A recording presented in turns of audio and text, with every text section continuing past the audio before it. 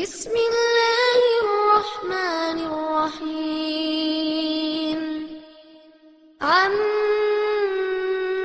يتساءلون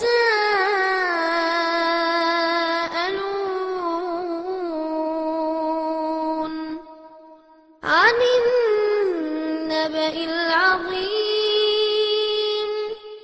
الذي هم فيه مختلفون كلا سيعلمون ثم كلا سيعلمون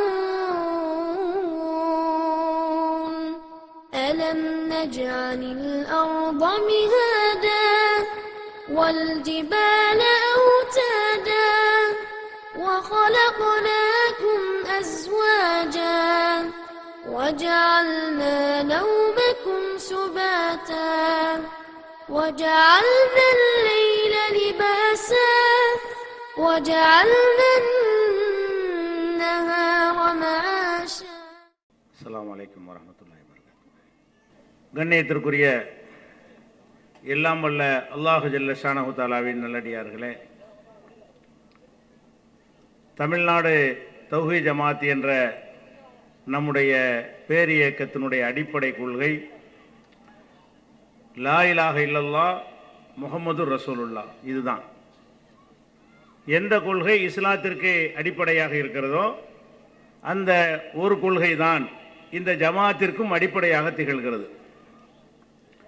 இந்த இரண்டு கொள்கைகளும் தக்க முறையில் சமுதாயத்தில் எடுத்து சொல்லப்பட்டால் சமுதாயத்தில் நிலவுகின்ற அனைத்து விதமான தீமைகளும் மூட நம்பிக்கைகளும் இரையச்சமற்ற தன்மைகளும் முற்றிலுமாக எடுபட்டு போய்விடும் என்ற காரணத்தினால் இந்த இரு அம்சங்களை அடிப்படையாக வைத்துத்தான் இந்த ஜமாத்தினுடைய 30 ஆண்டு கால பிரச்சாரம் நடந்து கொண்டு வருகிறது.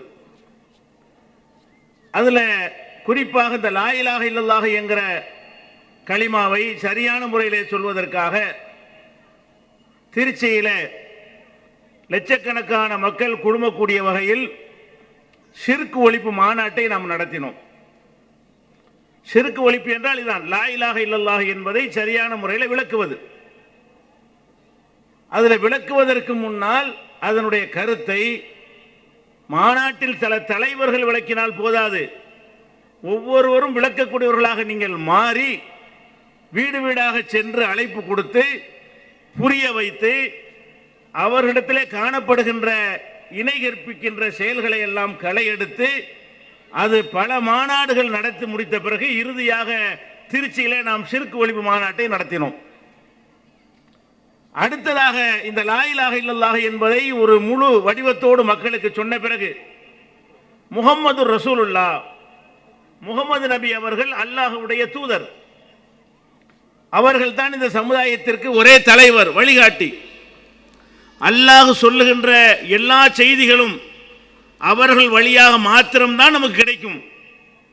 அவர்கள் சொந்தமாக எதையுமே இட்டுக்கட்டி சொல்ல மாட்டார்கள் என்ற அடிப்படையை மக்கள் மத்தியிலே வைத்து அவர்களை பின்பற்றக்கூடியவர்களாக சமுதாயம் மாற வேண்டும் என்பதற்காக இந்த பகுதியை, இஸ்லாமிய அடிப்படை கொள்கையின் 2ஆம் பகுதியை நம்ம மாவட்டந்தோறும் நடத்துகிறோம்.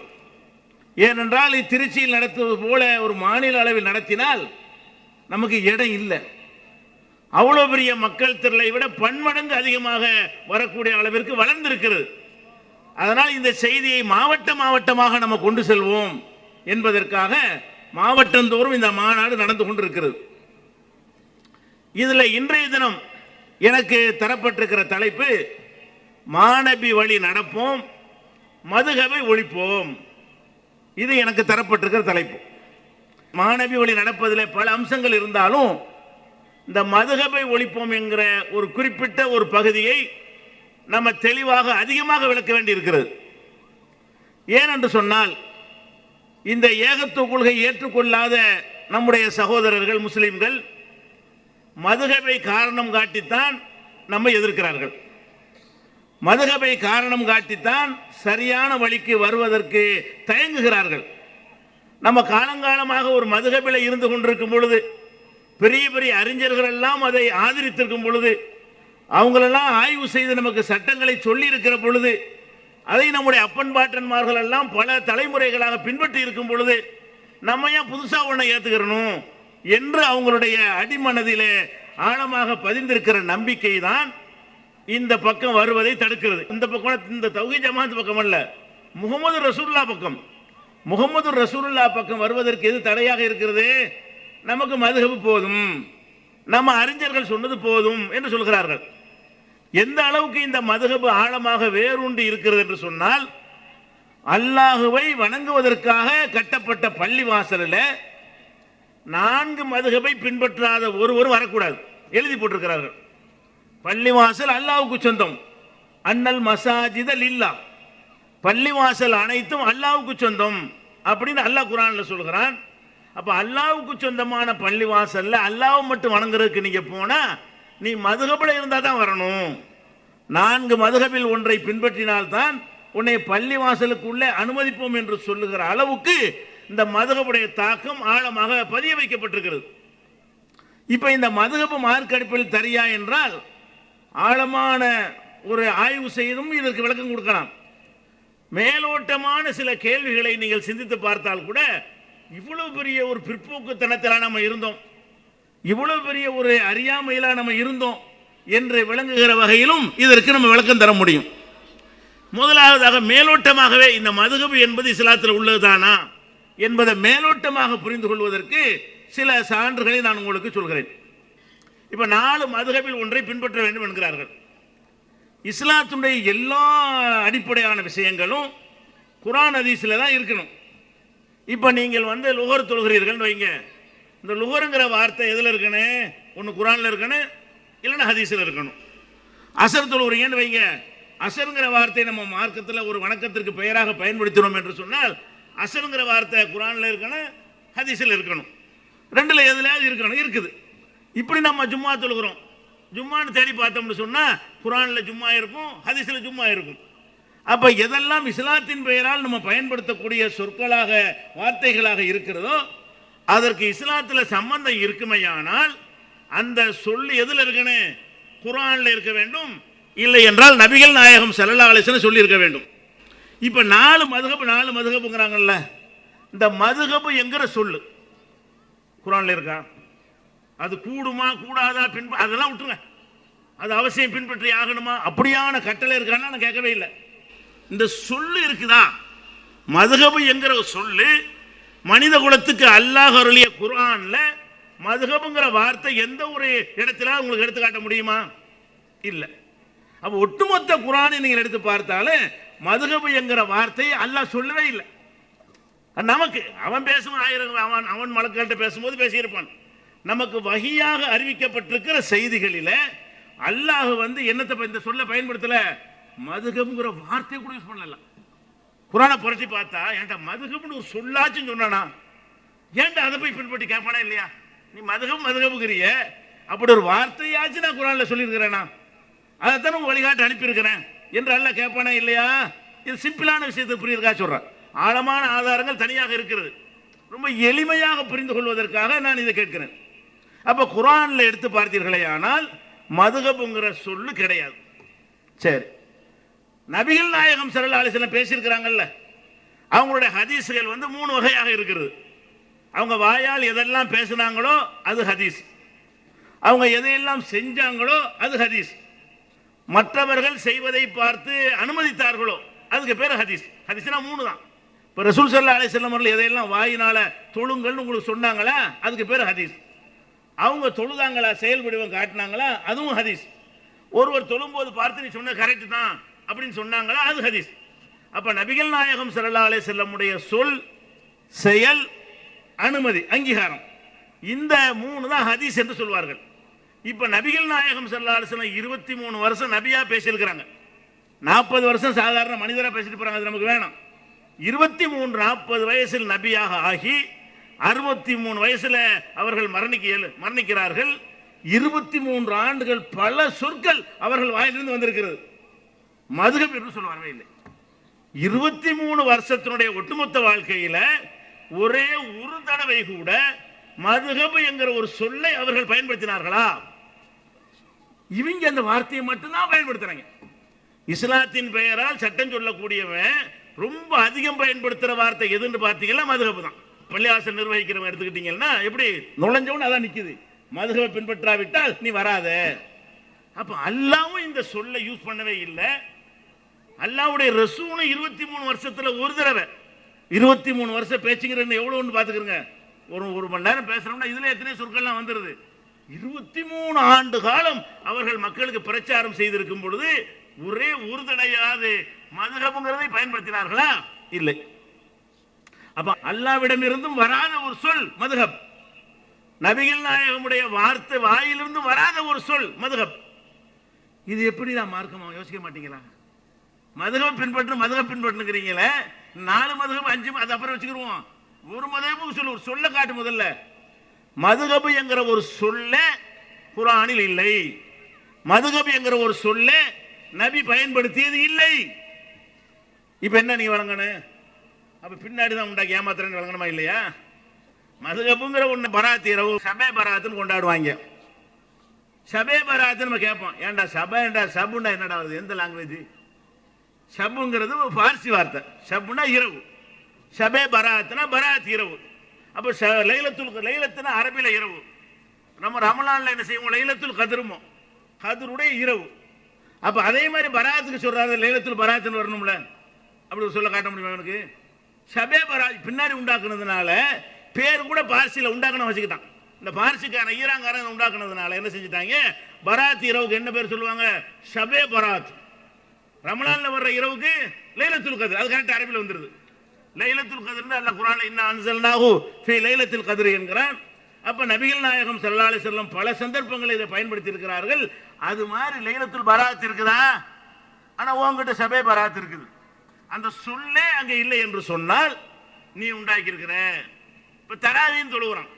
இப்ப தராவீன்ற மார்க்கத்தில் லோஹர்ன்ற தொழுகைக்கு குர்ஆன்ல இருக்குது, ஹதீஸ்ல இருக்குது. அசர் மகரிப் எல்லாமே இருக்கு, ஜும்மா இருக்கு, என்னென்ன தொழுகிறோமோ அது எல்லாமே குர்ஆனில் இருக்கும், இல்லாட்டி ஹதீஸ்ல இருக்கு, இல்லை ரெண்டுலையுமே இருக்கும். இப்ப தராவீன்னு ஒன்று சொல்லுறீங்களப்பா, தராவீங்கிற வார்த்தை அல்லாஹ் குர்ஆன்ல எங்க சொல்லியிருக்கானா? அல்லாஹ்வுடைய ரசூல் அந்த வார்த்தை யூஸ் பண்ணியிருக்கிறாங்களா? இல்லை. எப்படி அல்லாஹ்வுடைய ரசூல் யூஸ் பண்ணாத ஒரு தொழுகை இவங்களா 20 ரக்காத்து உண்டாக்கி, தஹஜ்ஜத் தொழுகை இரவு தொழுகை தான் இருக்கிறது 11 ரக்காத்து தொழுகையை இவனா உண்டாக்கி பேரை இவனா வச்சதுல இருந்து அது தவறு என்று நம்ம எப்படி சொன்னோமோ, எப்படி புரிந்து கொண்டோமோ, அதே மாதிரி தான் மதுஹப் என்கிறது என்ன இல்லை, குர்ஆனில் அல்லாஹ் சொல்லாத ஒரு வார்த்தை, ஹதீஸில் ரசூல் ஸல்லல்லாஹு அலைஹி வஸல்லம் சொல்லாத வார்த்தை. அதே நேரத்தில் ஹதீஸ் புஸ்தகத்தில் அந்த மதுஹப்ங்கிற சொல்லி இருக்கிறது, ரசூலுல்லாஹ் சொன்னதா இருக்காது. எப்படி இருக்கு? இருக்கிறது. ஹதீஸ் பூரா தேடி பார்த்தீங்கன்னு சொன்னா நபிகள் நாயகமுடைய செயலை விளக்குவாங்கல்ல மக்கள், சஹாபாக்கள், அப்படி விளக்கும் பொழுது இந்த மதுஹப்ங்கிற வார்த்தையை அவங்க யூஸ் பண்ணி இருக்கிறார்கள். அதுவும் ஒரே ஹதீஸ் தான், 5-6 நூல்ல வந்தாலும் அது ஒரு ஹதீஸ் தான். அப்ப சஹாபாக்கள் இந்த மதுஹப்ங்கிற வார்த்தை யூஸ் பண்ணி இருக்கிறார்கள். எதுக்கு யூஸ் பண்ணார்கள்? ஹதீஸ்ல வரும், இதா அராதல் மதுஹப அபஅத. நபிகள் நாயகம் ஸல்லல்லாஹு அலைஹி வஸல்லம் அவர்கள் மதுஹபுக்கு போவார்களேயானால் கொஞ்சம் தூரமா போய் விடுவார்கள். இப்ப மதுஹப் அர்த்தம் வழங்குதா? அந்த காலத்துல வீட்டுல எல்லாம் கக்கூசு கிடையாதுங்க, வெளியே தான் போகணும். அபூதாவுதுங்கிற ஹதீஸ் புக் எடுங்க, முதல் ஹதீஸ் இதுதான். அபூதாவுதுன்னு ஹதீஸ் புக் இருக்குங்க, திறந்தவன 1ஆம் நம்பர் ஹதீஸ் என்னது, நான் சொல்ற அந்த ஹதீஸ் தான். எப்படி? கான ரசூலுல்லாஹி ஸல்லல்லாஹு அலைஹி வஸல்லம், ரசூல் ஸல்லல்லாஹு அலைஹி வஸல்லம் அவர்கள் இதா அராதல் மதுஹப, மதுஹபுக்கு போவதாக இருந்தால் அபஅத, தூரமா போயிடுவாங்க. எது மதுஹபுக்கு அர்த்தம் வழங்குதா?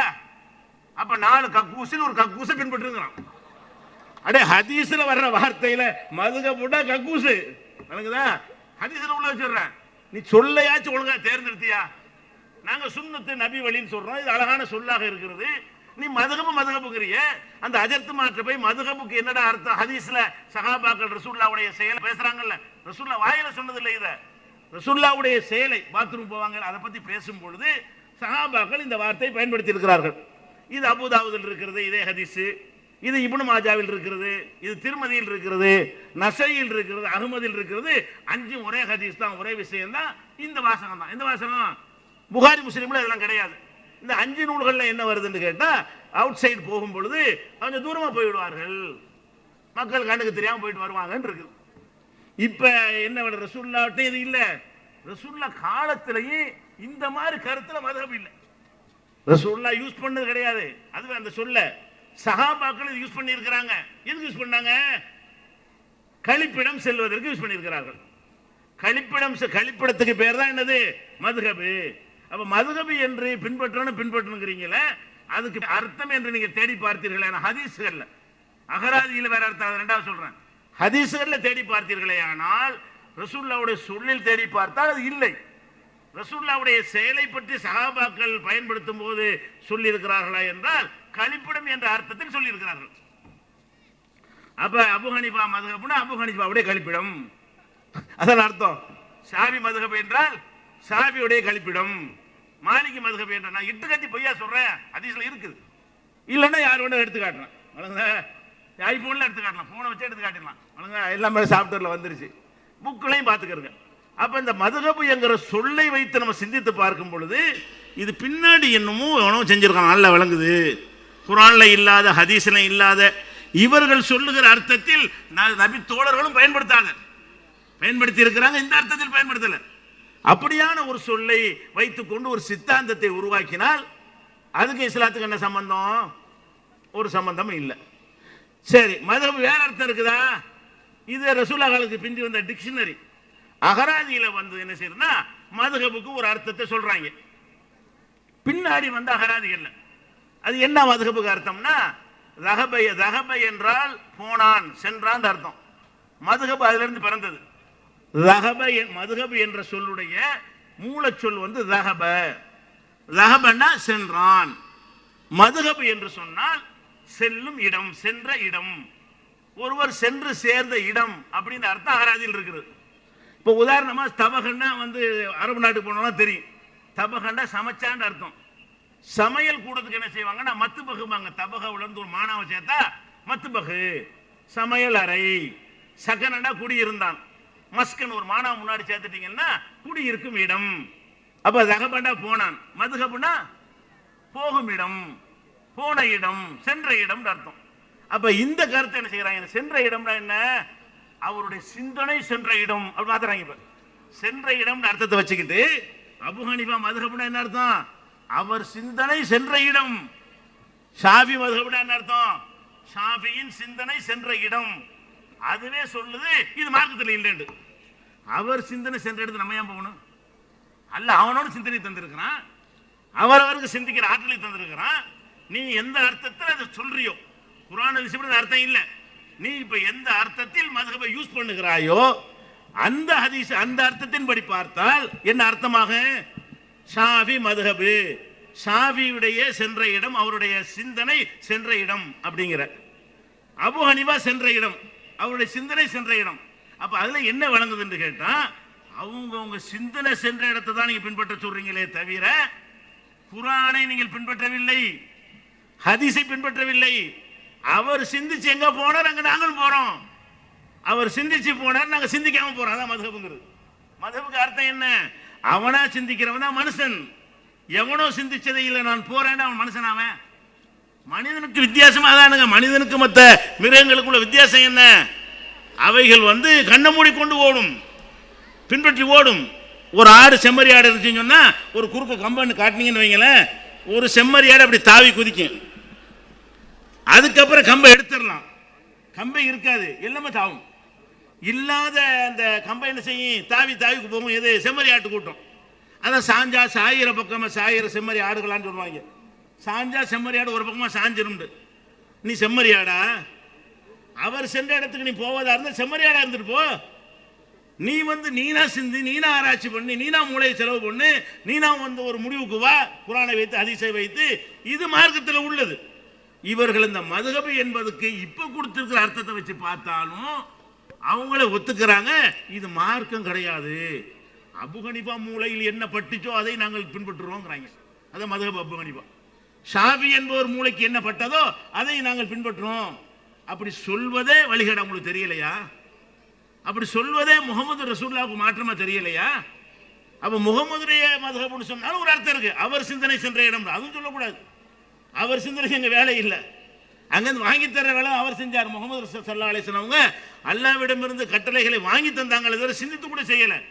அப்ப அல்லாஹ்வுடைய ரசூலே அவங்க சிந்தனையை நம்ம எடுத்துக்கொள்ளலை என்று சொன்னால், அல்லாஹ் சொல்வதைத்தான் ரசூல் தந்தார்கள் என்று பின்பற்றுகிறோம் என்று சொன்னால் அல்லாஹ்வை பின்பற்றலாம் கண்ண மூடிக்கிட்டு. அப்ப அல்லாஹ் தான் பின்பற்றோம். நீங்க ரசூல் ஸல்லல்லாஹு அலைஹி வஸல்லம் சொன்னதை பின்பற்றினால் யாரை பின்பற்றீங்க? அல்லாஹ் பின்பற்றீங்க. அல்லாஹ்வை கண்ண மூடி நான் பெருமையா சொல்லுவேன். எந்த அல்லாஹ் எனக்கு அறிவை தந்திருக்கிறானோ ஆற்றலை தந்திருக்கிறானோ அந்த அல்லாஹ் சொல்லதை நான் கண்ண மூடி பின்பற்றுவேன். எந்த மனுஷனுக்கு இல்லாததுக்கு மேல ஆற்றல் அவனுக்கு இருக்கிறது. அல்லாஹ் ஒருத்தன் சொல்லத்தானே கண்ண மூடிட்டு பின்பற்ற முடியும். அதை கூட அல்லாஹ் ஒரு கண்டிஷன் போடுறான். இதா துக்கிரு பி ஆயாத்தி ரப்பியும் லம் யஹிரு அலைஹா சும்மன் நோமியானா. நம்முடைய வசனங்களை அல்லாஹ்வுடைய வசனங்களை வைத்தவர்கள் அறிவுரை சொல்லப்படும் பொழுது குருடர்களாக செவிடர்களாக விட மாட்டார்கள், புரிந்து விடுவார்கள். குர்ஆனை கொண்டு நான் சொன்னா கூட புரிஞ்சுதான் அதை நீ ஃபாலோ பண்ணணுமே தவிர குருட்டுத்தனமாக செவிட்டுத்தனமாக விழாத அப்படின்னு அல்லாஹ் சொல்லி காட்டுகிறான். அப்ப என்ன விளங்குது? இந்த மதுஹபுங்கிற சொல்லும் குர்ஆனில் இல்ல. இவங்க மதுஹபுக்கு என்ன அர்த்தம் இப்ப கொடுக்கிறார்களோ அந்த அர்த்தத்தை வைத்து பார்த்தாலும் மதுஹபு வழிகேடு, மதுஹபு இஸ்லாத்திற்கு சம்பந்தம் இல்லை, இது பின்னாடி தான் உண்டாகி இருக்கிறது என்று வழங்கி கொள்கிறது. நான் சொல்வதற்கு மேலோட்டமான ஆதாரம் இதெல்லாம். உள்ள போய் எத்தனை வசனத்துக்கு மாத்தம் எத்தனை ஹதீஸுக்கு மாத்தம் எல்லாம் அது ரொம்ப டீப்பான விஷயம். அப்படியும் சில நேரம் சில மீட்டிங்கில் நம்ம சொல்லியிருக்கிறோம். இப்போ சொல்வதா என்னன்னு கேட்டால், உங்களுக்கு எங்களுக்கு ரொம்ப சாதாரண படிக்காத ஒருத்தன் சிந்தித்து பார்த்தால் கூட இதுலையா நம்ம இருக்கிறோம். ஒரு பணம் இருக்குன்னு வைங்களேன், இவன் பணங்கிறத வந்து சாதாரண மக்கள் முடிவு செய்யலாம், டாக்டர் முடிவு செய்வான். அவன் என்ன முடிவு செய்வான்? பல விதமான டெஸ்ட்லாம் பண்ணி பார்த்து உள்ள போய் செத்துட்டான்னு சொன்னா தான் சொல்லணும். ஜெயலலிதா அவர்கள் மருத்துவமனையில் வச்சுருந்தாங்க, ஆஸ்பத்திரிக்காரன் சொல்லவே மாட்டேன்ட்டான். ஏன்? அவனோட சில டெஸ்ட்டுகள்லாம் முடியலை. முடிஞ்சு பார்த்த பிறகு 4 மணி நேரம் கழிச்சு தான் அப்போ அவளை சொல்கிறான். அதே நேரத்தில் ஒரு பாடியை பார்த்து நம்ம சொல்லிடுவோம் செத்து போயிட்டாண்டு. அதுக்கு மேலே இந்த தேவை இருந்தால் என்ன பண்ணுறது? ஏதாவது ஓட்டம் இருந்தால் துடிப்பு இருந்தால் அதெல்லாம் கருவியில் வச்சு கண்டுபிடிப்போம். நம்ம கருவியில் வச்சு கண்டுபிடிக்காம பாடியை வச்சு கண்டுபிடிக்கிறோம். மதுஹப் பாடி போனோம் பார்த்தா தெரியுதா இல்லையா? பார்த்தோன்னே தெரியுது போனோம்னு சொல்லி. இதுக்கு மார்க்கு சம்பந்தம் இல்லை, இது பொய், இது தவறு, இதை ஏற்றுக்கொள்ள கூடாது. சரி, இந்த மதுஹப்ங்கிறாங்கல்ல, அடுத்து வாங்க. இப்போ அபு ஹனீஃபா மதுஹப்ங்கிறீங்க. இந்த அபு ஹனீஃபாங்கிறவர் அவர் 150 ஹிஜ்ரி 150 மூத்தா போறார். எப்போ மூத்தா போறாரு? நபிகள் நாயகம் ஸல்லல்லாஹு அலைஹி வஸல்லம் அவங்க ஹிஜ்ரத்து போய் மதீனாவில் 10 வருஷம் இருந்துட்டு அப்புறம் மூத்தா வராங்க. அப்போ ஹிஜ்ரி 150னா 140 வருஷம் கழிச்சு நபிகள் நாயகம் ஸல்லல்லாஹு அலைஹி வஸல்லம் மரணித்து 140 வருஷம் கழித்து மரணித்தார் அபு ஹனீஃபா. அந்த கடத்தில் உள்ளவர் வைங்களேன். அப்போ ரசூலுல்லாஹ் காலத்தில் 150 வருஷத்துக்கு பிறகு ஒருத்தருக்கு எப்படி அவ்வளோ தெளிவான விஷயங்கள் கிடைக்கும்? அவர் சொல்வதற்கு ரசூலுல்லாஹ்ட்ட என்ன விதமான தொடர்பு அவருக்கு இருந்துச்சு? ஒன்றுமில்லை. அதே மாதிரி ஷாஃபி எடுத்துக்கொண்டீர்களே ஆனால் அவர் 204 ஹிஜ்ரி 204 ரசூலுல்லாஹ் காலத்தில் இவங்க இருக்கல. இந்த 4 இமாம்ங்கிறாங்களே, இவங்க ரசூலுல்லாஹ் பார்த்ததில்லை, வஹியை பார்த்ததில்லை, சஹாபாக்களை பார்த்ததில்லை, எப்படி ரசூலுல்லாஹ் ஒன்று விளக்கம் கொடுத்தாங்கன்னு பார்த்தது கிடையாது. அதுக்கெல்லாம் 150 வருஷம் 200 வருஷம். அம்பலி இமாம் எடுத்துக்கிட்டிங்கன்னா 241 வருஷத்தில் மரணிக்கிறார். அப்போ 240 வருஷத்துக்கு பின்னாடி வந்த இவர்கள் ரசூலுல்லாஹ்வுடைய காலத்துக்கு 150 வருஷத்துக்கு பின்னாடி வந்த ஒருத்தர், 193 வருஷத்துக்கு பின்னாடி வாழ்ந்த ஒருத்தர், 204 வருஷத்துக்கு பின்னாடி வாழ்ந்த ஒருத்தர், 241 வருஷத்துக்கு வந்த 4 இமாமுடைய லைஃப் இதுதான் காலம். 240 இவங்களெல்லாம் சொல்வது எப்படி மார்க்கமாகும்? ஒரு அபூபக்கர் சொன்னது மார்க்கண்டா, கொஞ்சமாவது ஒரு லாஜிக் எடுத்துக்கணும். அவர் ரசூலுல்லாஹ் பார்த்தாரு, அதுவும் கூடாது மார்க்கத்தில். அவர் ஆதாரம் காட்டினா தான் ஏற்றுக்கொள்ளணும். ஒரு அபூபக்கர் இருந்தார, கலீஃபா இருந்தார, ரசூலுல்லாஹ் அடுத்தவர்னு யாரை சொல்லுவாங்க? அபூபக்கர் தான் சொல்லுவாங்க. எதா இருந்தாலும் நானும் அபூபக்கரும் ரசூலுல்லாஹ் பேசும்போது என்ன செய்வாங்க? நானும் அபூபக்கரும் போனோம், நானும் அபூபக்கர் வந்தோம், நானும் அபூபக்கரும் பேசிக் கொண்டிருந்தோம். ரசூல் ஸல்லல்லாஹு அலைஹி வஸல்லம் தன்னோடு எல்லா நேரத்திலையும் நெருக்கமாக வைத்திருந்தவர் யாரு? அபூபக்கர். அப்ப அவர் பேர்ல ஒன்னையும் காணாம மதுஹப் ஒரு ஆள் வர்றதா இருந்தால் எவர் ரசூலுல்லாஹ்வை நேர பார்த்து பாடங்கத்தாரோ நெருக்கமா இருந்தாரோ அந்த அபூபக்கர் பேர்ல மதுஹப் அபூபக்கர் இருக்குதா? ஏன் இல்லை? அதை சிந்திக்கணும். பின்னாடி எதை உண்டாக்கி இருக்கிறாங்க வர்றது அப்படி மார்க்கத்தில் உள்ளதா இருந்தா அபூபக்கரை கேட்கக்கூடியவர்கள் ஒரு கூட்டம் உண்டாயிருக்கணும். அவர் அதை அனுமதிக்கவில்லை. ரசூலுல்லாஹ் அப்படி பாடங்கத்து கொடுக்கவில்லை. அபூபக்கர் அனுமதிக்கவில்லை. அபூபக்கர் ரசூலைத்தான் பின்பற்றினாரு. அவருடைய சிந்தனைக்கு போக்கிடத்தை வைத்துக் கொள்ளவில்லை, மதகபை வைத்துக் கொள்ளவில்லை. அவரு அப்ப அபூபக்கருக்கு மதுஹப் இல்லை, ரசூலுல்லாஹை நேரடியாக பார்த்து பாடம் கத்த உமருக்கு மதுஹப் இல்லை. உமர் யாரு? அவருடைய நாவில் அல்லாஹ் பேசுகிறான்ங்கிறாங்க. இன்னல்லாஹ லா யன்திகு அலா லிசானி உமர். உமருடைய நாவில் அல்லாஹ் பேசுவான். எல்லாத்திலும் இல்லை, சில விஷயங்களில் நபிகள் நாயகம் ஸல்லல்லாஹு அலைஹி வஸல்லம் அவர்கள் சில முடிவுகளை சொல்லுவாங்க. உமர் இல்லைனா கண்டிப்பாங்க, இது சரியா முடிவு தெரியலையே, இதை நீ கொஞ்சம் மாத்தலாமே அப்படிம்பாங்க. அவர் சொன்ன மாதிரி வகி வந்துடும். யார் சொன்ன மாதிரி? உமர் என்ன சொன்னாரோ அதான் சரி. உதாரணம், பெண்கள் வந்து இந்த ஆடைகளை இதை பற்றி பேசுனாங்கல்ல, பெண்கள் வந்து இந்த ஆடைகளை ஒழுங்கு அணியணும் என்ற முகம் கைகளை தவிர மற்றதை மறைக்கணும். இந்த சட்டமே இவர் சொல்லித்தான் வந்தது. ரசூல் ஸல்லல்லாஹு அலைஹி வஸல்லம் அந்த சட்டம் போடல ஆரம்பத்தில், பெண்களுக்கு அந்த மாதிரியான கட்டுப்பாடு விதிக்கல. உமர் வந்து கேட்கிறார் திருப்பி திருப்பி. அவர் சொன்ன பிறகுதான் அல்லாஹ்விடம் என்ன செய்கிறது, அந்த பெண்களுக்கு, மூமினான பெண்களுக்கு இந்த மாதிரியான சட்டத்தை போடுங்கிற உத்தரவு வருகிறது. இப்படியான சில விஷயங்களில் ரசூல் ஒன்று சொல்ல வஹி இல்லாம அவங்களா ஒன்று சொல்ல அல்லாஹ்விடமிருந்து வஹி எப்படி வரும்னா உமர் சொன்ன மாதிரி வந்துடும். அப்ப உமருக்கு எவ்வளவு பெரிய நெருக்கம். முந்தைய உம்மத்துகள்ல எல்லாம் முஹத்தஸூன் என்றால் உள்ளத்தில் உதிப்பு ஏற்படுத்தப்பட்டு கருத்து சொல்லக்கூடியவர்கள் இருந்தார்கள். என் உம்மத்தில் அப்படி யாருமே இல்லை. அப்படி இருப்பதாக இருந்தால் அவர் உமராக இருப்பார். உள்ளத்தில் அல்லாஹ் செய்தியை போடுவான், அப்படி யாருக்கும் போட மாட்டான். நபிமார்களுக்கு போடுவான். முந்தைய சமுதாயங்களில் வந்து சில நல்லடியார்களுக்கு போட்டிருக்கிறான். இந்த உம்மத்துக்கு அதையும் மூடிட்டான் அல்லாஹ். ரசூலுல்லாஹ்ட்ட வந்த வஹியை தவிர வேற வஹி கிடையாது. எனக்கு மட்டும்தான் வருமே தவிர யாருக்காவது உள்ளத்தில் ஏதாவது செய்தியை போடுவதாக இருந்தால் அவர் உமராக இருப்பார், அந்த தகுதி இருக்கிறது அப்படின்னு சொன்னாங்களே. மதுஹப் உமரியா இல்லை. ஏன்னா அவ்வளவு ரசூலுல்லாஹ்வுக்கு நெருக்கமாக இருந்திருக்காரு, வஹிக்கு இணக்கமாக பேசியிருக்கிறாரு. அவர் சொல்லத்தான் பின்பற்றுவோம்னு ஒரு கூட்டம் உண்டானுச்சா? அபூபக்கர் சொல்வதைத்தான் பின்பற்றுவோம் என்று கூட்டம் உண்டாகவில்லை. உண்டான சீவிருப்பார் அவர்.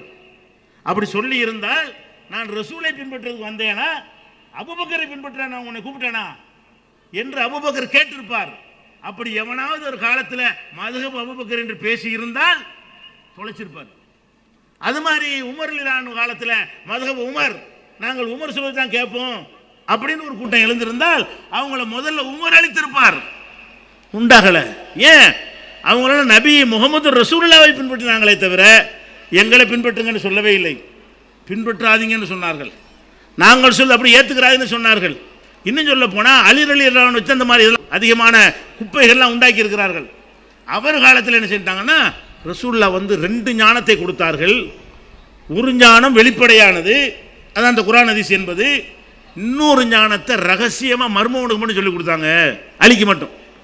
குர்ஆன் ஹதீஸ் வந்து நமக்குள்ள தான், மர்மவனுக்கு மட்டும் கூப்பிட்டு ஸ்பெஷல் ஞானத்தை யார் கொடுத்தாங்க? அலிக்கு கொடுத்தாங்க அப்படின்னு பரப்புனாங்க. எப்போ பரப்புனாங்க? அலி ரலியல்லாஹு அன்ஹு ஆட்சியில் இருக்கும்போது பரப்புறாங்க. இந்த செய்தியை மக்கள் வாங்கிட்டு போய் நேரம் அழிட்டு போயிட்டாங்க. என்னங்க இப்படி சொல்றாங்க? ஹல் இந்தக்கும் ஷைஉன் லைஸ ஃபில் குர்ஆன், குர்ஆன்ல இல்லாத ஏதாவது விசேஷம் உங்கள்கிட்ட இருக்குதா கேட்குறாங்க. அப்படிலாம் ஒன்றுமே இல்லையப்பா. இந்த அருக்கு இந்த சீட்டில் ஒன்று இருக்குது, நஷ்டஈடு சட்டம். இதே ஒரு நாள் என்ற ரசூலுல்லாஹ் சொன்னாங்க. அது உங்களுக்கு சொன்னாங்களா இல்லைன்னு தெரியல. இந்த அதையும் இந்த காட்டி விட போ, எனக்கு ஒன்றும் சொல்லலைன்ட்டார். அப்போ குர்ஆனில் இல்லாத எந்த ஒன்றும் எனக்கு சொல்லலேன்னு அவர் மறுத்து, அவர் காலத்தில் மதுஹப் உண்டாக்க பார்த்தாங்க, அவர் மறுத்துட்டாரு. அப்போ 4 கலீஃபாக்கள் பேரில் மதுஹப் இல்லை. அப்புறம் ஏன் அபு ஹனீஃபா சொன்ன நான் ஏன் கேட்கணும்? அபூபக்கர் சொன்னாலும் நான் கேட்க வேண்டியதில்லை, உமர் சொன்னாலும் நான் கேட்க வேண்டியதில்லை, உஸ்மான் சொன்னாலும் நான் கேட்க வேண்டியதில்லை, அலி சொன்னாலும் நான் கேட்க வேண்டியதில்லை. அவர்களுக்குள்ளாம் ரொம்ப பின்னால் வந்த இவர் சொல்லி நான் ஏன் கேட்கணும்? சிந்திச்சு பாருங்க. அது போக இந்த சஹாபாக்கள்ல இவங்களை இமாம் என்ன சொல்லுவாங்கன்னு கேட்டால் நம்மளோட கொண்டே கம்பேர் பண்ணி போடுவாங்க. ஏன்னா அபு ஹனீஃபாண்டா, உன்னை விட அபு ஹனீஃபா பரிசு தான் அப்படிவாங்க. எனக்கு அபு ஹனீஃபா பஞ்சாயத்து இப்போ அடே பஞ்சாயத்து எனக்கு அபு ஹனீஃபா ஆகுமா, அல்லாஹ்வுடைய ரசூலுக்கு அபு ஹனீஃபா ஆகுமா? இவங்க என்ன பஞ்சாயத்து என்னமோ அபு ஹனீஃபா பின்பற்றாத என்னை பின்பற்று அப்படின்னு நான் சொன்னா சொல்லு. நான் என்னை பின்பற்றுன்னு சொன்னாதான் எதை சொல்லணும்? அபு ஹனீஃபாவை விட நீங்கள் பெரிய ஆளா, ஷாஃபியை விட நீங்கள் பெரிய ஆளா, அப்படி யார் சொன்னா? அபு ஹனீஃபா ரசூலோட பெரிய ஆளா நாங்கள் கேட்குறோம். அபு ஹனீஃபா ரசூலோட பெரிய ஆளா, ஷாஃபி வந்து ரசூலை விட பெரிய ஆளா, மாலிக் ரசூலாவோட பெரிய ஆளா, ஹம்பலி ரசூலாவோட பெரிய ஆளா? இதை கேட்டோம்னு சொன்னா உன்னை விட அறிவுல கூட அவங்க இருக்கட்டும், உன்னை விட தக்வா நிறைஞ்சு இருந்துட்டு போறாங்க, ரசூலா விட தக்வா கூடவா? அப்ப நபிகள் நாயகம் ஸல்லல்லாஹு அலைஹி வஸல்லத்தை பின்பற்றணும் என்று சொன்னால் அபு ஹனீஃபா கொண்டு இப்படி கொண்டாந்து செய்வாங்க, நம்மளோட பெரிய ஆள் நம்மளோட பெரிய ஆளுமாங்க. ஆனால் சிந்தித்து பார்த்தீர்களே, ஆனால் இந்த 4 இமாம்களை விட பெரிய பெரிய பெரிய பெரிய திறமையானவர்கள் மாணிக்கங்கள் எல்லாம் அபூ ஹனீஃபாவுக்கு ரசூலுல்லாஹ்வுக்கு இடைக்காலத்தில் இருந்திருக்கிறார்கள். 4 கலீஃபா மட்டும் இல்லை, அறிவு கடல்கள் எல்லாம் சஹாபாக்கள் இருந்தார்கள். இவங்க நம்மளை பார்த்து சொல்றாங்க, சஹாபாக்களை திட்டுறாங்க. இதை விட திட்டு என்ன இருக்கும்? உசுரை கொடுத்து இந்த தீனில் பத்ர் போரில் உஹது போர்ல எல்லாம் கலந்து ஹிஜ்ரத்தெல்லாம் போய் அந்த ரசூலுக்காக வேண்டி ஒரு பேரிச்சம்பழம் வாழ்ந்தாங்களே, அந்த மக்களை எல்லாம் தூக்கி எரிஞ்சிட்டு அவங்களுக்கு மேலே இந்த 4 பேர் பெருசுங்கிறிய, இதுக்கு மிஞ்சின இழிவு என்னடா இருக்கிறது? சஹாபாக்களை இழிவுபடுத்துவதில் எப்படி 4 மதம்னு சொல்றியோ, அப்போ ரசூலுல்லாஹ்வுக்கு அடுத்த பேர் தான் வந்துடுறேன், ரசூலுல்லாஹ்வுக்கு சமமாக்கிவிட்ட. அப்போ அம்புட்டு சஹாபாக்களே ஒன்றும் இல்லைங்கிறான். நம்மளுக்கு என்ன பேரான்? சஹாபாக்களை இழிவுபடுத்துகிறார்கள். நாங்கள் சஹாபாக்களை மதிப்புகளும் சொன்ன, நாங்கள் சஹாபாக்களை புகழ் தானே சொல்கிறோம், பின்பற்ற மாட்டோம், புகழுவோம். பின்பற்று வந்துவிட்டால் வஹி வரணும், அல்லாஹ் சொல்லணும், அதை ரசூல் எங்களுக்கு சொல்லணும், அதுதான் பின்பற்றுவோமே தவிர சஹாபாக்களை மதிப்போம், பின்பற்ற மாட்டோம், யாரையும் பின்பற்ற மாட்டோம். அந்த ஒரு கொள்கையில் நம்ம இருக்கும் பொழுது இவங்க என்ன செய்யறாங்க? இந்த 4 இமாம்னு கொண்டு வருவதன் மூலமாக அந்த சஹாபாக்களை எவ்வளவு ஹதீஸ், அபூ ஹுரைரா ஹதீஸ் கிதாப் எடுத்து பாருங்க. நீங்கள் புகாரி எடுத்துக்கிறீங்க, புகாரிங்கிற கிதாபில் அபூ ஹனீஃபான்ற ஒரு சொல்ல எடுத்து என்கிட்ட காட்டு பார்ப்போம். 3 ஹதீஸ் அறிவிக்கிறார்ல, 7000 ஹதீஸ் இருக்குல்ல. புகாரிங்கிற கிதாபில் அபூ ஹனீஃபா பேர் காட்ட முடியுமா உன்னால? ஒரு ஹதீஸ் கூட அவர் அறிவிக்கலைங்க. அந்த கிதாபில் உள்ள ஒரு ஹதீஸில் கூட அவர் அறிவிப்பாளர் இல்லை. புகாரியில் ஷாஃபியை காட்டு பார்ப்போம், காட்ட முடியாது. புகாரில் அபூ ஹுரைரா வருவார், ஆயிஷா வருவாங்க, மைமுனா வருவாங்க, அனஸ் வருவார், பல சஹாபாக்கள் ரசூலுல்லாஹ் சொன்னார்னு அறிவிப்பாங்க. அதுக்கு அடுத்த தலைமுறையில் பேர்லாம் வரும், 7-8 பேரை பதிவு பண்ணுவார். அவர் சஹாபி பேரை மட்டும் போட மாட்டார். புகாரில் ஒரு ஹதீஸ் இருக்குன்னு சொன்னால் அபூ ஹுரைரா சொன்னார்கள், அபூ ஹுரைரா இந்த ஆள்கிட்ட சொன்னாங்க, இந்த ஆள் இந்த ஆள்கிட்ட சொன்னாங்க, இந்த ஆள் இந்த ஆள்கிட்ட சொன்னாங்கன்னு ஒரு 7 பேர் 8 பேர் 6 பேர் 5 பேர் வரும். இந்த லிஸ்ட்டில் ஒரு இடத்துல அபூ ஹனீஃபா வந்திருக்காரா? 7000 ஹதீஸில் 7000 ஹதீஸுகளில் புகாரி முஸ்லிம் 2லையும் எடுத்துக்கொண்டீர்களே, ஆனால் அதில் அபூ ஹனீஃபா பேரும் கிடையாது, ஷாஃபி பேரும் கிடையாது. ஹதீஸில் ரசூலுல்லாஹ்வுடைய சொல்லை அறிவித்த பட்டியலில் கூட இவர்கள் வரவில்லை. ஆத்தண்டிக்கான நூல் பேசுறீங்களே, அந்த புகாரி முஸ்லிமில் தான் இவர்களுடைய பேரே காணாம். அப்போ யாருடைய பேர்லாம் வந்திருக்கு? அவர்கள்லாம் யாரு? ஹதீஸ்களை பாடமிட்டவர்கள், அறிவித்தவர்கள், கேட்டவர்கள், ஹதீஸை பின்பற்றியவர். அவங்க பேரெல்லாம் மதுகப் எங்க? அந்த அறிவிப்பாளர்கள் பேரில் மதுகப் உண்டாக்கி இருக்கணுமா இல்லையா? காணாம். திருமதியில் மட்டும் என்ன செய்யும்னா, ஒரே ஒரு இடத்துல 3 இடத்துல அபூ ஹனீஃபான்னு வரும், 3 இடத்துல குறை சொல்லித்தான் வரும். அவரை வழங்குதா? அப்படி தான் வருது, வேற ஒரு நூலையும் காணாம். ஷாஃபி இமாமுடைய பேர் மற்ற நூல்களில் வந்தாலும் ஹதீஸில் வராது. அதை சொல்லிட்டு திருமதி இமாம் இது குறித்து ஷாஃபி இப்படி சொன்னார், இது குறித்து அகமது சொன்னார்னு ஷாஃபி சொல்லியிருப்பார். வழங்குதா? திருமதி சொல்லியிருப்பார் ஷாஃபியை பற்றி. ஹதீஸுடைய நூல்கள் அறிவிப்பாளர்கள் வரமாட்டார். அப்போ நான் என்ன இருக்கிறேன், இவ்வளவு பெரிய ஹதீஸ் நூல் நம்ம பாராட்டி கொண்டிருக்கிறோம், நபி வழிக்கு எதை சான்றாக காட்டுகிறோமோ அந்த நூல்களில் பிரதானமான நூல் என்று நீங்களும் சொல்கிறீங்க. அதில் உள்ள 1-2 ஹதீஸ் குரானுக்கு மாற்றம்னு நாங்கள் மறுத்துட்டா புகாரி மறுக்கிறாங்கிறீங்க. குரானுக்கு மாற்ற அப்படி கொந்தளிக்கிறீங்களே, அந்த புகாரியில் இவர் ஒரு ஹதீஸ் கூட காணாமல் இவர் அறிவித்தது ஏன்? புகாரிக்கு முந்தினவர் தானே அவர் பேர் வந்திருக்கணும்ல. புகாரிக்கு பிந்தினவர் தான் வராமல் இருக்கலாம். அபூ ஹனீஃபா புகாரிக்கு முந்தினவர் தானே, மாலிக்கு முந்தினவர் தானே, மாலிக்காக வர்றாரு, அவர் புக் எழுதியிருக்காரு. நம்ம நாட்டில் உள்ள ஷாஃபி ஹம்பலி ஹனஃபி தான், அதை தான் பேசுகிறோம். இந்த ஹனஃபிங்கிற ஆள் புகாரி ஹதீஸில் வர்றாரா, முஸ்லீம் ஹதீஸில் வர்றாரா? ஹதீஸுக்கு தொண்டே ஆற்றலைங்க. ஹதீஸ் ரசூலுல்லாஹ்வுடைய ஹதீஸுக்காக தொண்டாற்றி இருந்தால், அவர்கள் அந்த ஹதீஸுகளை அடுத்தடுத்த ஜெனரேஷன் கொண்டு போய் இருந்தால் அவருடைய பெயர் வரலாற்றில் பதிவு செய்யப்பட்டிருக்கு. அந்த தியாகிகளுடைய பெயர்களுக்கெல்லாம் மதுஹப் இல்லை, இவருக்கு மதுஹபாம், ஹனஃபி மதுஹப். சிந்திக்க மாட்டீங்களா? எதுக்கு அவரை நாங்கள் பின்பற்றணும்? ஹதீஸை தொண்டாற்றி அப்படி அதை சொல்லி பின்பற்ற சொல்கிறீங்களா? அப்படியும் இல்லை. இன்னும் சொல்ல போனால், நீ அபூ ஹனீஃபாங்கிறீல்ல, ஷாஃபிங்கிறீல்ல, அவர்கள் எழுதிய நூல்கள்னு சிலதை காட்டுற. அபூ ஹனீஃபா எழுதின நூல்னு ஒன்று காட்டுறாங்க. அது என்ன நூல்னு கேட்டால் ஃபிக்ஹுல் அக்பர்னு அந்த நூலுக்கு பேர். அந்த நூலில் எடுத்து பார்த்தீங்கன்னா ஒரு A4 பேப்பர் இருக்குல்ல, அதில் ஒரு 2 பேப்பரில் பிரிண்ட் பண்ணிடலாம். அவர் எழுந்த புக்கு, அபூ ஹனீஃபா எழுதின புக்கு இருக்குல்லங்க, அந்த புக்கை இப்போ உள்ள ஒரு 10 பாயிண்ட் எழுத்தில் 10 பாயிண்ட் ஃபாண்ட் எழுத்தில் போட்டிங்கன்னு சொன்னால், அந்த எழுத்தில் போட்டால் A4 பேப்பரில் 2 பக்கம், ஒரு பேக் அண்ட் பேக் அடித்தா முடிஞ்சு வச்சுக்கத. இதுதான் அபு ஹனீஃபா எழுதின கிதாப். மொத்த கிதாபு அவ்வளவுதான். அவர் பேரில் என்ன அவர் கிதாபே எழுதுனது கிடையாது. அவருடைய அறிவு என்னன்னு எங்களுக்கு தெரியாது. அவர் மக்களுக்கு எந்த தொன்று ஆற்றினது கிடையாது. அப்படியான எந்த ஒரு ரெக்கார்டுமே கிடையாது. சில பதவிகளை அந்த முஸ்லீம் ராஜாக்கள் காலத்தில் வகித்து இருக்கிறாரு. இன்றைக்கு ஈராக்குகளை எல்லாம் அவர் டெவலப் பண்ணுற பொறுப்பில் அந்த காலத்தில் இருந்தார் அவர். அப்போ அதிகாரிகள் அரசுகள் தொடர்பு இருந்த காரணத்தினால் அவர் ஒரு பில்டப் பண்ணி அப்படி செஞ்சிட்டார்களே தவிர என்ன ஆய்வை நீங்கள் பார்த்து அபு ஹனீஃபாண்டீங்க? அவர் எழுதின புஸ்தகத்தை கொண்டா பார்ப்போம். நம்ம தஹ்வீத் ஜமாத் பிரச்சாரத்தை அந்த காலத்தில் ஆரம்பிக்கும் பொழுது பெரிய எதிரியாக இருந்தவர் கலீல் ரஹ்மான் ரியாஜிங்கிற ஆள். இவர் யாருன்னு கேட்டால் மாநில ஜமாத்துல் உலமா சபைக்கு தலைவர். இந்த ஜமாத்துல் உலமான்னு வச்சுருக்காங்கல்ல, இந்த ஜமாத்துல் உலமாவுக்கு தமிழகத்து தலைவர் யார்? கலீல் ரஹ்மான் ரியாஜி என்பவர். இப்போ கூட ஜமாத்துல் உலமா ஒரு 7-8 விங்கா கிடக்குறாங்க. ஒன்றும் இல்லை, கபூர் வணங்கி கூட ஜமாத்துல் உலமா, தேவ்பந்திக்கு ஒரு ஜமாத்துல் உலமா, அதாவது ஒவ்வொரு இயக்கத்துக்காரன்னு ஒரு உலமா வச்சுக்கிட்டு என்ன செய்யறான், உலமா விங்குன்னு வச்சுட்டு தெரியுறாங்க. அவர் காலத்தில் ஒரு உலமா சபை தான். யார் காலத்தில்? கலீல் ரஹ்மான் ரியாஜி அவர்கள் ஜமாத்துல் உலமாவுக்கு தலைவராக இருக்கும் பொழுது அனைத்து பிரிவுக்கும் சேர்த்து ஒரு தலைவராக இருந்தார். அவர் மதரசாவில் முதல்வராக இருந்திருக்கிறார். அவர் ரஹமத் என்கிற பெயரில் மாசப்பத்திரிகை நடத்தினார். அப்போ நம்ம அவருக்கு ஒரு கேள்வி கேட்டோம், நீங்கள் ஹனஃபி மதுஹப் என்கிறீர்களே, அப்போ அந்த ஹனஃபியை நாங்கள் பின்பற்றுவோம், அவர் புஸ்தகத்தின் ஒரு பட்டியலை உங்களுக்கு வெளியிட முடியுமா? இந்த மாதிரி ஒரு கூட்டத்தில் கேட்டோம். உடனே அவர் பதில் எழுதுறாரு. என்ன பதில் எழுதுறாரு? இந்த மாதிரி கேட்குறாங்கன்னு ஒரு கேள்வி கேட்டு விட்டு அதுக்கு அவர் பதில் போடுறாரு. அபு ஹனீஃபா அவர்கள் நிறைய நூல்கள் எழுதினார்கள், அதை எதிரிகள் எரித்து விட்டார்கள். இப்போ எதுவுமே இல்லை. யார் சொல்றா? ஜமாத்துல் உலமா தலைவர் ரஹ்மத் என்ற தமிழில் வந்த மாத இதழில் இந்த கேள்விக்கு பதிலாக சொல்லும் பொழுது அபு ஹனீஃபா நிறைய எழுதினாராம். எதிரிகள் எதிரி இருக்கிற அளவுக்கு ஒன்றும் அப்படிலாம் பண்ணலை ஃபைட்டு. ஒரு அஹ்மது ஹம்பலுக்காவது அந்த எதிரிகள் நிறைய இருந்தாங்க.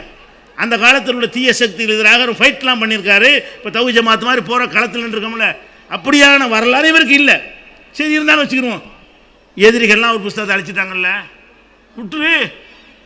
வேற ஏன்டா அவர் புஸ்தகம் இல்லை இல்லைடா, இருந்தால் கொண்டாந்து காட்டு, நல்லா இருந்தால் ஏற்றுக்குருவோம். அவர் புஸ்தகம் எழுதினாருங்க, நாங்கள் எழுதலைங்கிறோம், எழுதினாருங்கிற ரெண்டு பேருமே இல்லைங்கிறோம்.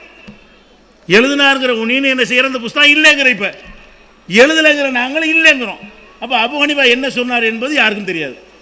அப்படிங்கும் பொழுது அவர் பேரில் ஒரு மதுஹப் ஒருத்தர் உண்டாக்கப்பட்ட அவர் சம்மந்தம் இருக்குமா? அவராக உண்டாக்கியிருப்பார். அவர் சொன்னது இல்லையப்பா, புஸ்தகம் இல்லையப்பா. அப்போ அபு ஹனீஃபா எழுதின கித்தாபே இல்லைங்கிறீங்க. ஹனஃபி இமாம் எழுதின கித்தாபை அவர் எழுதவே இல்லைன்னு நாங்கள் சொல்லி கொண்டிருக்கிறோம். நீங்கள் எழுதினார், நிறைய வண்டியாக எழுதினார், எரிச்சு விட்டாங்கிற. சரி வச்சு யார் எரிச்சா, அதுக்கு வரலாறுலாம் கிடையாது. அது எங்களுக்கு முக்கிய தேவையும் கிடையாது. அதில் போய் நாங்கள் மண்டையை போடவும் தேவையில்லை. இப்போ இல்லைன்ட்டு அது போது எங்களுக்கு எரிச்சு காண போனா என்ன, அவர் எழுதாமல் காண போனா என்ன இல்லை. இப்போ என்ன பேச்சு? அபு ஹனீஃபா பேரில் ஒரு கித்தாபும் உலகத்தில் இல்லை என்று சொன்னால் ஹனஃபி மதுஹப் என்ன? ஹனஃபி இப்போ சென்ற சிந்தனை சென்ற இடம் உனக்கு எப்படி தெரிஞ்சு? மதுஹப்னா அதன் அர்த்தம். மதுஹப் அபு ஹனீஃபானா அபு ஹனீஃபா சிந்தனை சென்ற இடம். இந்த மாதிரி வீடியோ கேசெல்லாம் போட்டு போயிருக்காரு. காட்டு, நம்ம காலத்தையாவது என் சிந்தனை சென்ற இடத்தை என் வீடியோ பார்த்து இங்கே தெரிஞ்சு கொள்ளலாம். ஒவ்வொருத்தருடைய சிந்தனை சென்றதை ஆடியோ பார்த்து தெரிந்து கொள்ளலாம். வீடியோ ஆடியோ இல்லாத ஒரு காலம். ஒருவனுடைய சிந்தனையை தெரிந்து கொள்வதாக இருந்தால் அவனுடைய எழுத்தை வைத்து மாத்திரம்தான் தெரிந்து கொள்ள முடியும். பேச்சுக்கள் பாதுகாக்கப்படவில்லை.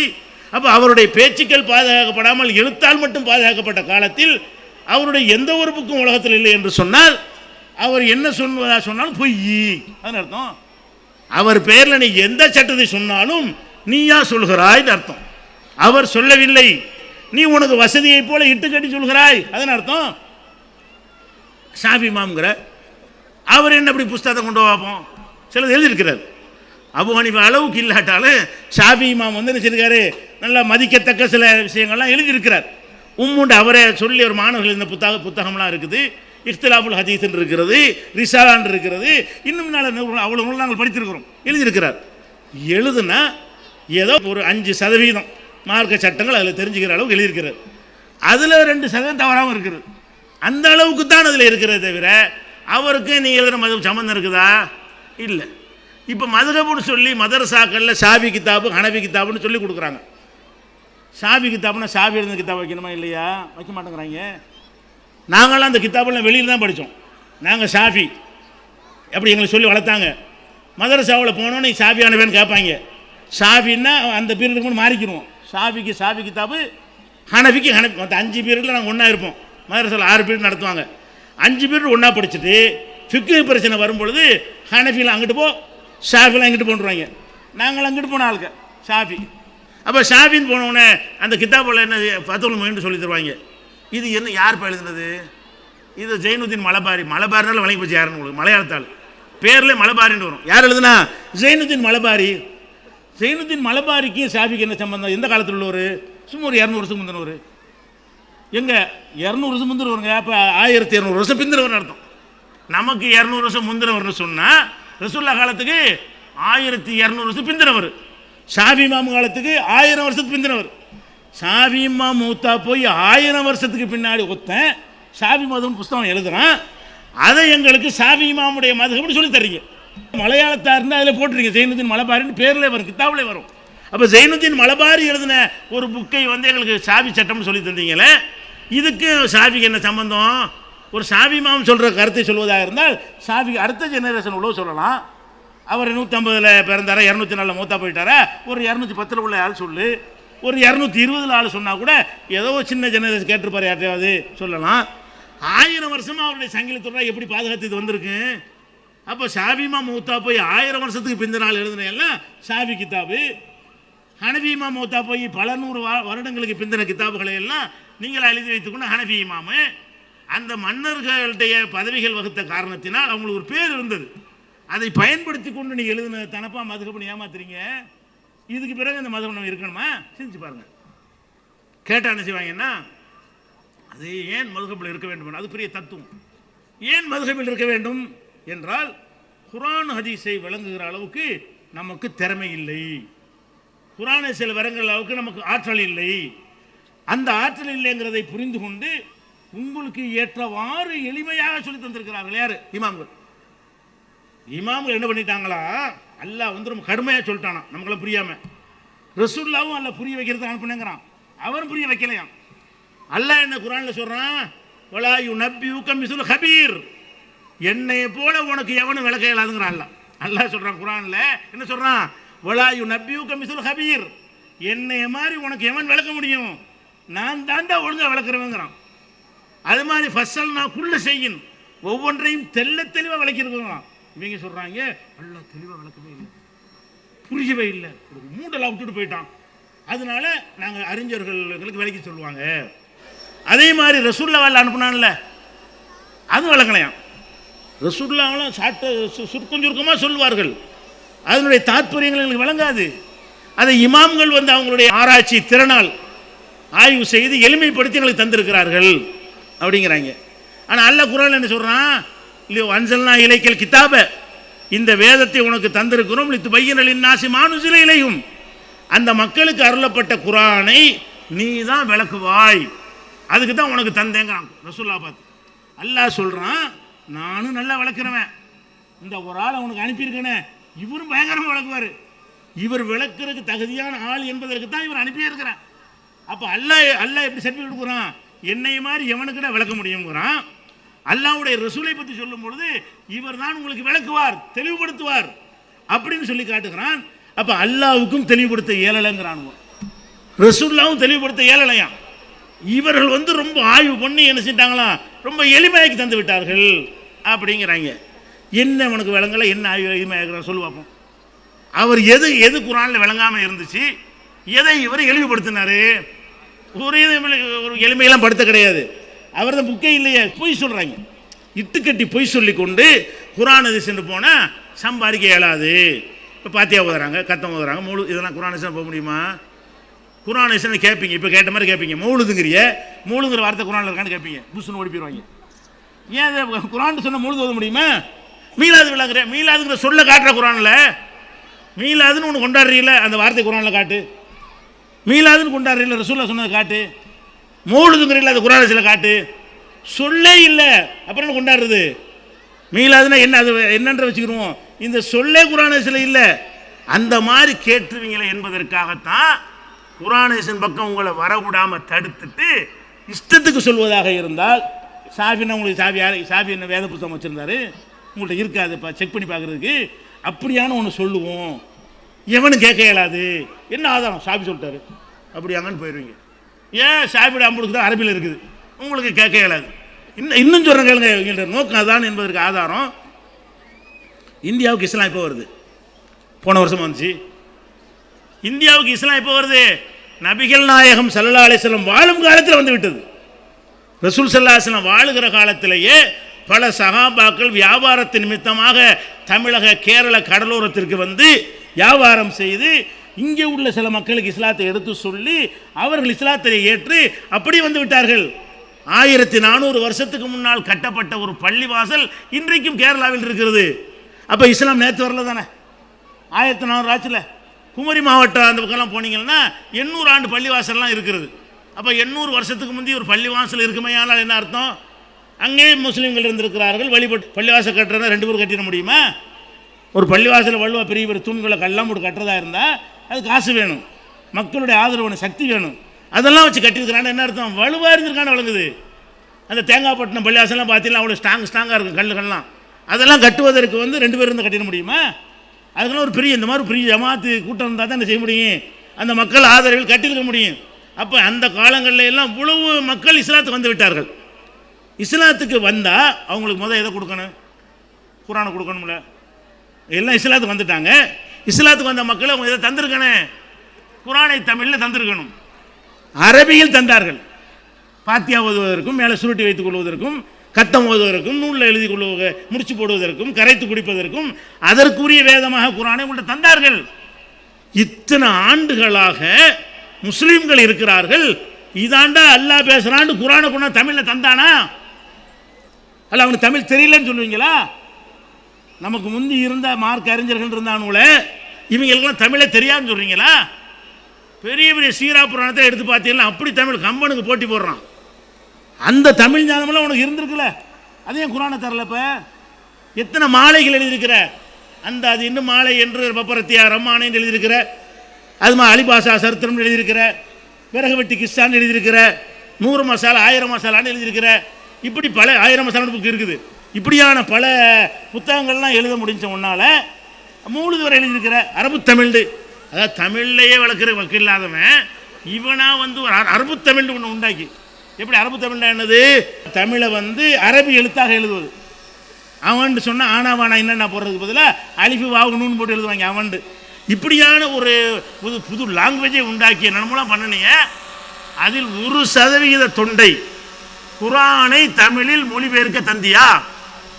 இப்போ நீங்கள்லாம் இருக்கிறீங்க, உங்களுக்குலாம் குரான் தமிழாக்கம் தெரியும். உங்கள் யாருடைய தாத்தாவுக்கும் குரான் தமிழாக்கம் தெரியாது. என்னுடைய தாத்தாவுக்கும் குரான் தமிழாக்கம் தெரியாதுங்க. குரான் வந்து தமிழ் காஃபிர் பாஷை, அதில் குரானை மொழிபெயர்க்க கூடாதுட்டானோ டெக்னிக்கா. அதெல்லாம் காரணம் மொழிபெயர்த்த ஆட்டங்குளோசு பாத்தியா கத்தமோடு தாயத்து மந்திரம் எல்லாம் அடிபட்டு போயிடும்.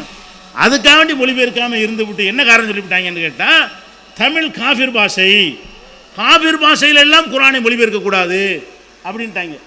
முஸ்லீம் லீக்குடைய தலைவர் இருக்கார் அப்துல் சமது, மூத்தா போயிட்டார்ல. இந்த ஃபாத்திமா முசஃபர் அம்மா இருக்கார், அவங்க தகப்பனார். அவர் இந்திய யூனியன் முஸ்லீம்களுடைய தலைவராக இருந்தார். அப்துல் சமதும்பாங்க. அவருடைய தகப்பனார் வந்து அப்துல் ஹமீத் பாக்கவி. இந்த அப்துல் சமது இருந்தார் முஸ்லீம் லீக் தலைவராக. அவருடைய தகப்பனார் பேர் அப்துல் ஹமீத் பாக்கவி. பாக்கியாத்து சாலிகாத்தில் அவர் வந்து ஆலிம் பட்டம் பெற்றவர். அவர் தான் தமிழில் முத குரானை கொண்டு வர்றார். அப்போ அதுக்கு முந்தினவங்களாம் யார், எப்படி முஸ்லீமாக இருந்திருப்பான்? அவர்கள் நமக்கு தெரிஞ்சு நாங்கள்லாம் பார்த்துருக்கிற ஒரு ஆள்னு வைங்களேன். அப்போ நாங்களெல்லாம் பார்த்துருக்கிற ஒருவர் மூலமாகத்தான் குரானுடைய தமிழாக்கம் ஃபஸ்ட்டு கிடைக்கிறது. அப்புறம் எஸ் அப்துல் கார்னு ஒருத்தர் பண்ணார். அவர் நாங்கள் பார்த்த எங்களுக்கு தெரிந்த காலத்தில் உள்ளவர் தான் அவர். அப்போ நாங்கள் அறிந்திருக்கிறவர்கள் வழியாகத்தான், நான் என்னைய சொல்கிறேன், நான் அறிந்திருக்கிற ஆட்கள் வழியாகத்தான் குரான் தமிழில் வந்ததே தவிர எங்கள் வாப்பா அறிந்திருக்கிற ஆள்கள் வழியாக வரல. எங்கள் தாத்தா அறிந்திருக்கிற யாரும் குரானை தமிழாக்கம் செய்யவில்லை. அப்போ குரானை கிடைத்தது எப்போன்னு கேட்டால் 50 வருஷத்துக்கு முன்னாடி தான். உங்களுக்கு குரானுடைய தமிழாக்கம் கிடைத்தது எப்போ? 50 வருஷத்துக்கு முன்னாடி.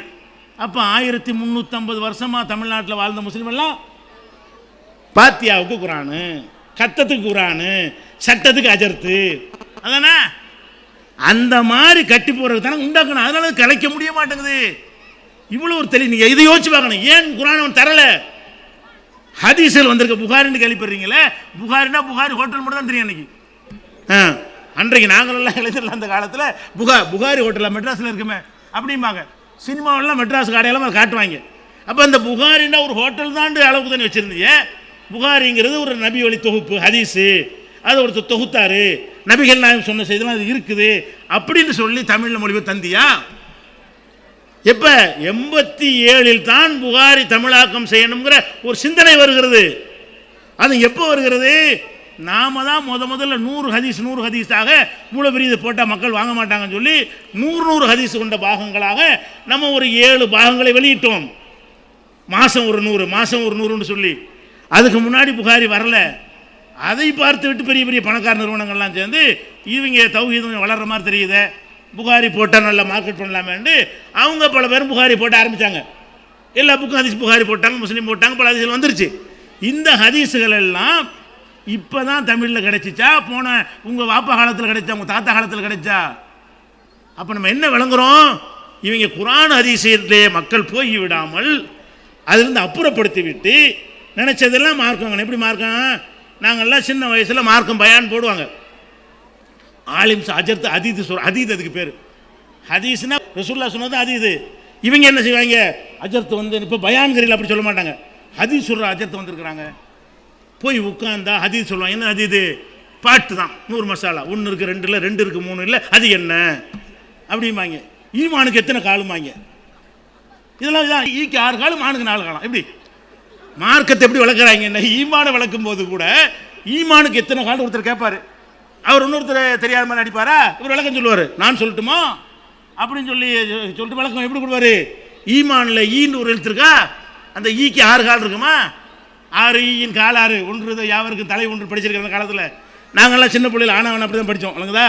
6 ஈயின் கால் 6. அப்போ ஈக்கு 6 கால் இருக்குது. அப்போ மானுக்கு மான் இருக்குல்ல, ஆடு மாடு, அந்த மானு 4 கால். அப்போ ஈமானுக்கு 10 கால் பாரு. அப்படின்னா அப்ளாஸா அவ்வளோ தக்கு அல்லாஹ் பெருமாங்க. அடே மார்க்கன் என்னடா சொல்லி தந்தீங்க எங்களுக்கு? நாங்களாம் அதையும் சொல்ல போகிறான்னு கேட்க வந்தோம்னா இந்த மாதிரி சொன்னானே தவிர ஈமான்டா நம்புவது, அல்லாவை நம்பணும், இணை வைக்கக்கூடாது, அதெல்லாம் சொல்லணும். இப்படி சொல்ல மாட்டாங்க. விறகு வெட்டி கிஸ்ஸான்னு சொல்லி, அது ஒரு ரஜ மாதம் வந்துருச்சுன்னு சொன்னால் விறகு வெட்டி கிஸ்ஸாவை எடுத்து விட்ருவாங்க. விறகு வெட்டி கிஸ்ஸானா என்ன அர்த்தம்? ஒரு ஏழை ஒரு விறகு வெட்டி இருந்தார், அவருக்கு ரொம்ப கஷ்டமாக வறுமையாக இருந்துச்சு. அவர் காட்டில் விறகு வெட்டுறதுக்கு போனார்.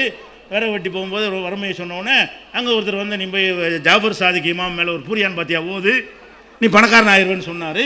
அதை கேட்டுக்கிட்டு வந்து ஒரு பூரியான் பாத்தியா ஓதுனார். உடனே கோடீஸ்வரர் ஆகிட்டார்னு புத்தகத்தை போட்டு விட்டாங்க. அது பூரியான் பாத்தியா. அது என் விறகு வெட்டி பேர் என்னடா, எந்த ஊரில் இருந்தான், அவன்கிட்ட சொன்ன ஆள் யாருறா, ஜாஃபர் சாதிக்னா யாருறா, இந்த பூரியான் பாத்தியாவுடைய கண்டிஷன்லாம் குரான் இருக்குது அப்படி என்ன கேட்டிருக்கணும்ல? கேட்கல. இல்லை, குரான் இருந்ததில் கேட்குறதுக்கு. குரான் தமிழில் இல்லையே, அரபியில் இருந்துச்சு. உங்களுக்கு தெரிஞ்ச பாஷையில் தான் நீ கேட்டிருப்பீங்க.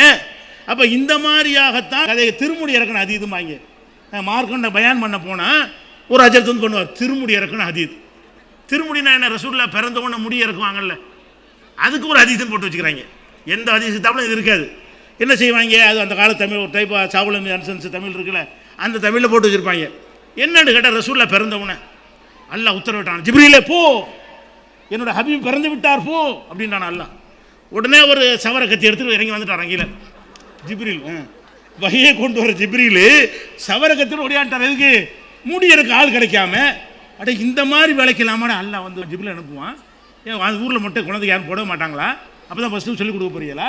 எல்லாம் குழந்தை பிறந்தால் முடி இறக்குற வேலை நடக்குமா இல்லையா? முதல் முடி இறக்குறதுக்காக வேண்டி ஜிப்ரீல் இறங்கிடுவாராம்.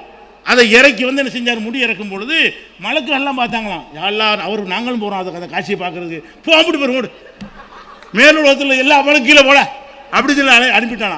அங்கே போனால் அவர் ஜிப்ரீல் வலிச்சு போட எனக்கு உனக்குன்னு ஒவ்வொரு முடிக்கும் மலக்களுக்கு சண்டை, பயங்கர சண்டை வந்து உருமுடி கிடைத்தவர்கள் அதை லட்சமாக பிரித்து சின்ன சின்ன வைத்து கொண்டார்களாம். இது முடிய மலக்கு வச்சுக்கிட்டாங்களாம் ரசூலுல்லாவோட. அப்போ ரசூலுல்லாஹ் ஆவலவர், சாதாரண மனிதர்.